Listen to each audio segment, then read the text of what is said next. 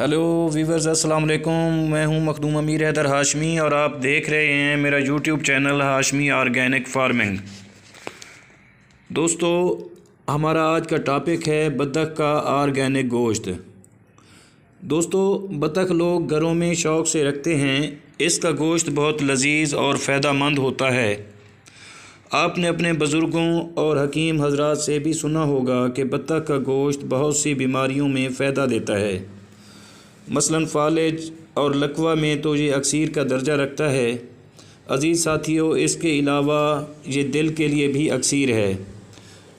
बतख एक आबी परिंदा है जो दिन का और रात का अक्सर हिस्सा पानी में गुजारता है, इसलिए इसे आबी परिंदा कहते हैं। वीवर्स, इसका गोश्त मुर्गाबी के गोश्त से मुमासलत रखता है, इसलिए इसे ज़रूर खाना चाहिए और ख़ास तौर पर सर्दियों में तो इसे ज़रूर ही खाना चाहिए।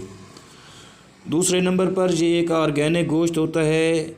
इसे दिल के मरीज़ भी खा सकते हैं, शुगर के मरीज़ भी खा सकते हैं, और फालिज और लकवा में तो पहले भी हम आपको बता चुके हैं कि ये एक अक्सीर है।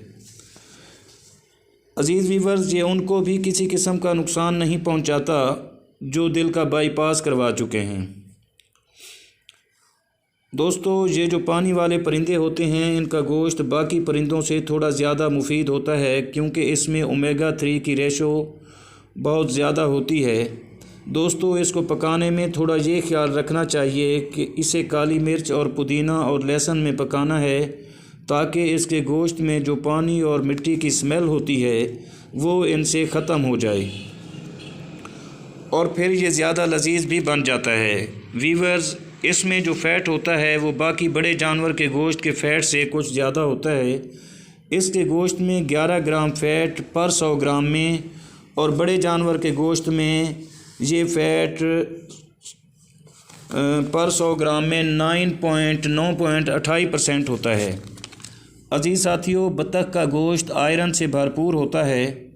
इसमें आयरन की मिकदार बड़े जानवरों के गोश्त से भी ज़्यादा होती है, और जिन लोगों के जिस्म में या जिन दोस्तों के जिस्म में आयरन की बहुत कमी है तो मेरा मशवरा है कि वो इस बतख का ऑर्गेनिक गोश्त खाएं।